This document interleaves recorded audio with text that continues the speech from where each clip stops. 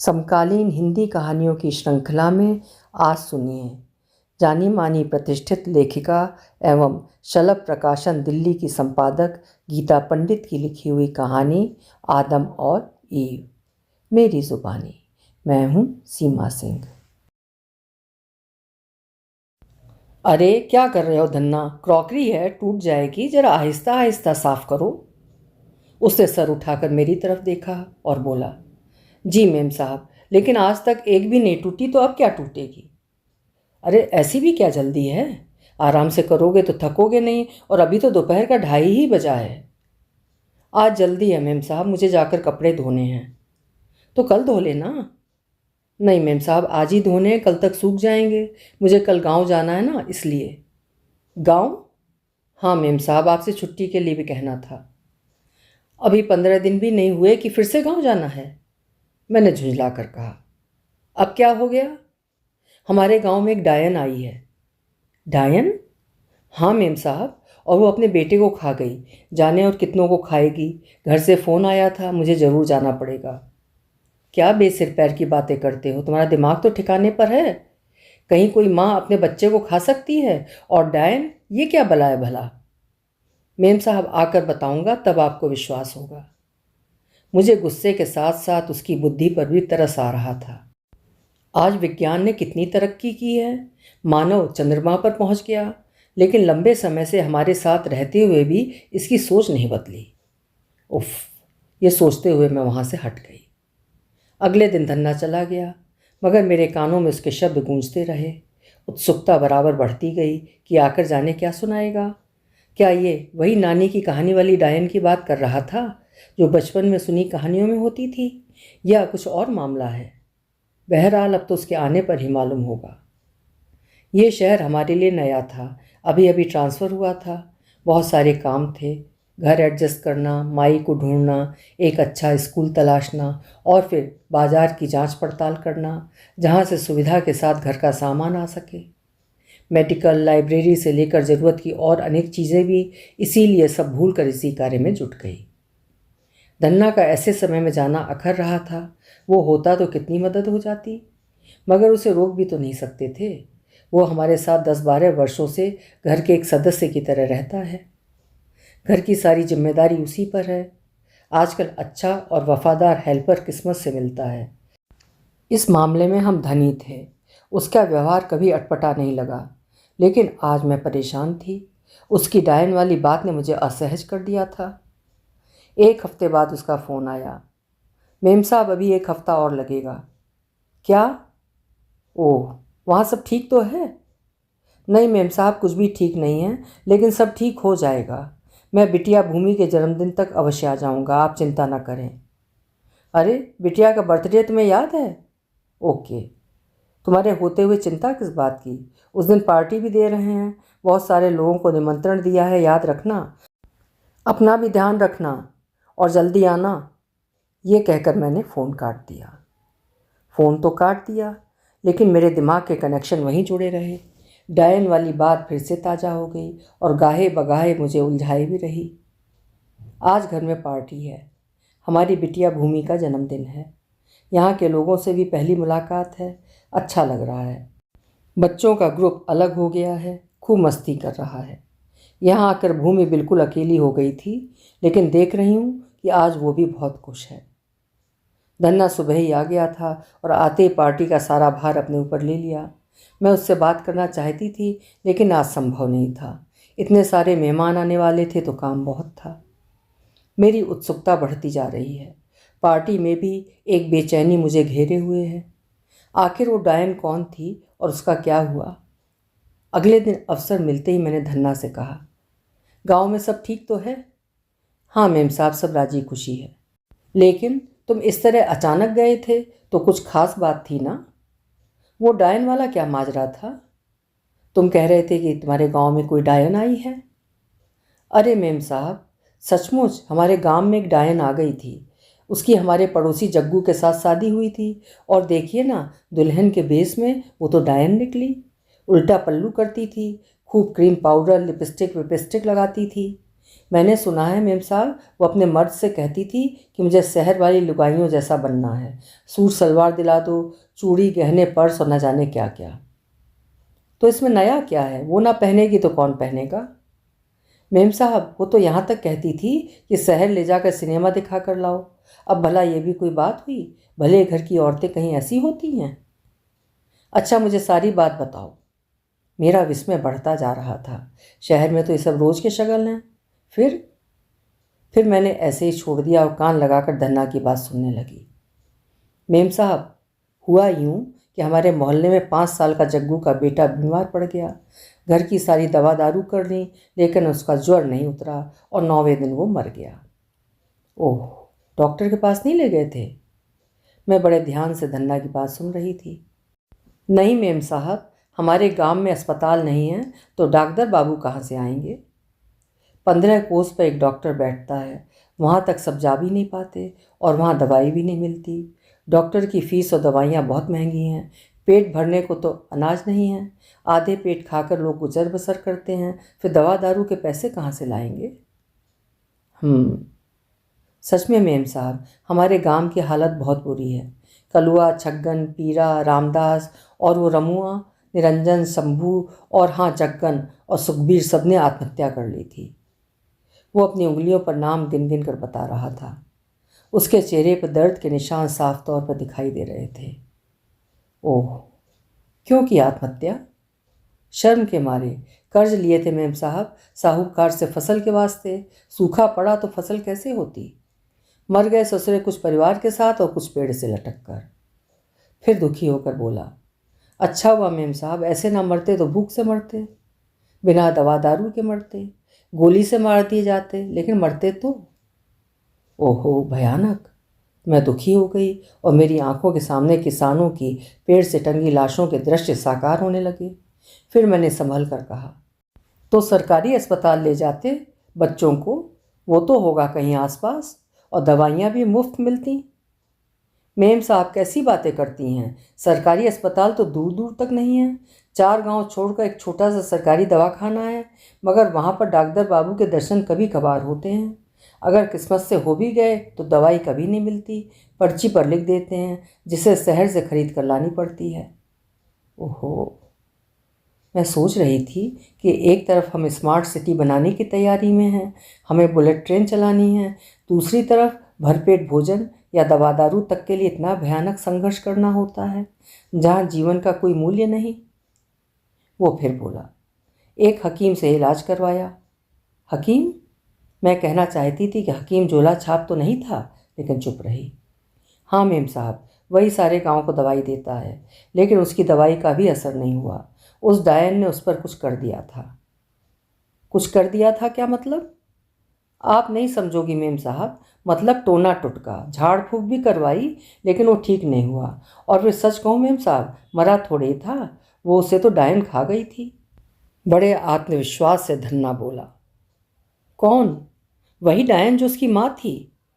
माँ और डायन? धन्ना क्या कह रहा है? मेरा दिमाग सुन्न होता जा रहा है, बेचैनी बढ़ती जा रही है। एक तरफ मुनव्वर राणा का ये शेर, मैं जब तक घर ना पहुंचूं माँ मेरी सजदे में रहती है। दूसरी तरफ माँ डायन। उफ। मुझे चुप देख कर वो फिर बोला, हाँ हो सकता है इस डायन की वजह से ही हमारे और आसपास के गांवों में सूखा पड़ा हो और जो लोग मर रहे हैं वो भी इसी ने खाए हों। डायन जिस भी गांव में होती है ना मेम साहब, वहाँ की और आसपास के गांवों की खुशहाली खत्म हो जाती है। आंधी, अंधड़, बाढ़ उसी डायन के कारण आते हैं। 8 साल हो गए जग्गू की शादी को, तभी से हमारे गांव में परले आई हुई है मेम साहब। वो प्रलाप करते हुए बोले जा रहा था, हमें तो भनक भी ना पड़ती अगर उसने अपना ही बेटा ना खाया होता। कहते कहते वो अपना माथा पकड़ कर बैठ गया। ये क्या अनाप शनाप बोले जा रहे हो? मैं गुस्से से जैसे चीख पड़ी थी। नहीं मेम साहब, ये अनाप शनाप नहीं है, हमारे गांव में यही मान्यता है। ये कैसी अजीब मान्यता है? मैं मन में सोच रही थी, मान्यता है या रूढ़िवादिता? अच्छा फिर क्या हुआ? होना क्या था, सारा गांव एक हो गया, लेकिन बच्चे के मरते ही वो डायन कहीं जाकर छिप गई। बहुत ढूंढा, नहीं मिली। मगर हम भी हार मानने वाले थोड़े ही थे। हमने आखिर उसे खोज लिया। वो गांव के खंडहर में जाकर छुप गई थी और अपने अगले शिकार का इंतज़ार कर रही थी। वो दर्द से छटपटाती, भूखी प्यासी, पीड़ित स्त्री जाने किस हालत में होगी। मैं तड़प उठी, मन द्रवित होने लगा।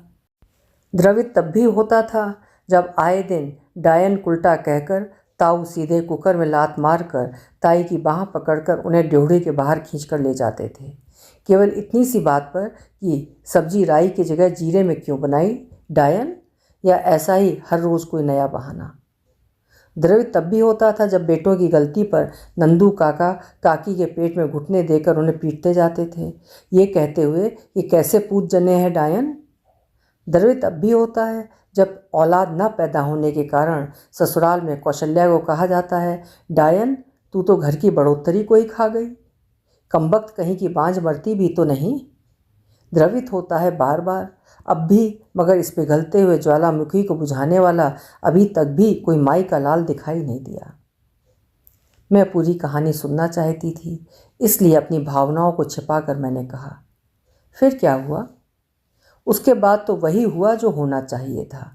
उसे चारों तरफ से घेर लिया। मैं दम साध कर बैठ गई और गंडासे से उसकी गर्दन एक झटके में काट दी। अरे ऐसे क्यों? मुझे लगा जैसे मेरी ही गर्दन धड़ से अलग हो गई है। मेरे अंदर का सारा रक्त जम गया। मेरी देह सुन्न हो गई, जैसे लकवा मार गया हो। मैं विस्फारित नेत्रों से उसे देख रही थी, जुबान पर जैसे किसी ने ताले लगा दिए हों, लेकिन अंदर घमासान मच गया।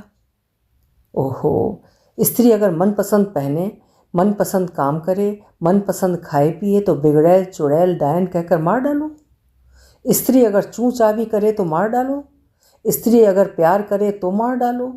अगर वो अपने अनुसार जीने की ठान ले, अपने अधिकारों की बात करे या बिस्तर पर अपने होने का एहसास जता दे तो वेश्या उल्टा कहकर मार डालो। हत्या हत्या हत्या, जैसे यही विकल्प शेष है। मैं सोच रही थी कि उसी से पैदा होकर उसी की हत्या करते हैं, उसी की गोद में सुख पाकर उसी की हत्या करते हैं, उसी की योनि में सुख ढूंढते हैं और उसी की हत्या करते हैं। हाय, ये कैसा कापुरुष समाज है जहाँ स्त्री होना अभिशाप हो गया है। बच्चा माँ का अभिन्न अंग होता है। माँ की ममता पाने के लिए तो देवता तक विकल हो जाते हैं। एक तो बच्चे का बीमार होना, दूसरे बच्चे की मृत्यु हो जाना, तीसरे उसे ढांढस बंधाने की जगह डायन करार देकर उसे दर बदर भागने पर मजबूर करना और फिर सामूहिक घोषणा के साथ निडर होकर उसकी हत्या कर देना। ओ माय गॉड, कितना पीड़ादायी है, कितना भयानक है, कितना विभत्स है, कितना घृणित है, कितना अनैतिक है। लेकिन कौन कहे, कौन देखे? क्या अशिक्षा, भूख, बेगारी और पुरुष होने का दंभ आदमियों को इस स्तर पर ले आता है? ये कैसा पुरुषत्व है? तनिक संभलने के बाद कुछ ठहर कर मैं बोली, ये तो हत्या हुई। तुम लोग कानून को नहीं समझते क्या? मैंने धीरे से कहा। हाँ, ये हत्या ही है, वो बोला। तो पुलिस ने नहीं पकड़ा? मेम साहब, पुलिस क्या पकड़ती? गांव की पुलिस तो अपनी पुलिस होती है और गांव का कानून अपना कानून। क्या मतलब? हाँ, ठीक कह रहा हूँ। इसके बाद गांव के थाने में जाकर स्वयं हत्या की बात दरोगा जी के सामने कबूल कर ली। एक दिन वहाँ रहना पड़ा। बस 20,000 रुपये देकर मामला रफा दफा हो गया। 20,000? एक स्त्री के सर की कीमत? मैं विस्मय और पीड़ा से मरी जा रही थी। कानून भी घर का, जंगल राज समझ रखा है क्या? बस अब कोई और मुकदमा भी ना चलेगा, ऐसा वहाँ होता रहता है। होता रहता है मतलब? हाँ, होता रहता है, ये कोई ख़ास बात नहीं है। औरत को तुम क्या समझते हो? औरत? वो तो हमारे पैर की जुत्ती है मेम साहब। क्या? मैं जैसे ज़ोर से चीख पड़ी। अपने आप पर कंट्रोल करना मुश्किल हो रहा था। मन किया कि ज़ोर से एक थप्पड़ रसीद कर दूं, लेकिन मैंने बेकाबू होते हुए अपने हाथ को दूसरे हाथ से कसकर पकड़ लिया, क्योंकि एक थप्पड़ अगर मैं उसे मार भी देती तो क्या होता? ये केवल धन्ना नहीं था, ये तो पूरा का पूरा बददिमाग कायर समाज था जो सदियों से स्त्री को पैर की जूती समझता आया है। सबक तो इसे मिलना चाहिए। मेरा आक्रोश चरम पर था। मैं सोचे जा रही थी कि जो बात मेरे लिए इतनी भयानक है वही इसके लिए कोई खास महत्वपूर्ण नहीं है। बस यहीं से स्त्री की त्रासदी की कथा प्रारंभ होती है।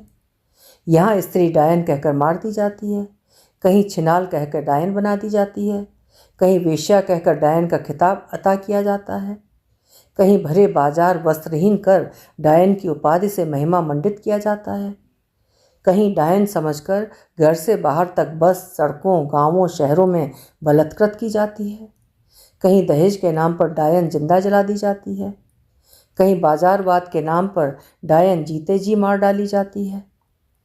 पुरुष समाज में स्त्री डायन है ना, लेकिन क्यों? क्या इस प्रश्न का उत्तर है किसी के पास? सच, अभी इंसान बनने के क्रम में पुरुष स्त्री से कितना पीछे है, कभी वो मुड़कर या थमकर देखेगा या सोचेगा तो जानेगा। मेरा मन कर रहा था कि चीख चीख कर कहूँ, हमें डायन होना स्वीकार है, मारो हमें, कब तक मारोगे? हम रक्त बीज हैं, एक बूंद से अनेक डायन पैदा हो जाएंगी।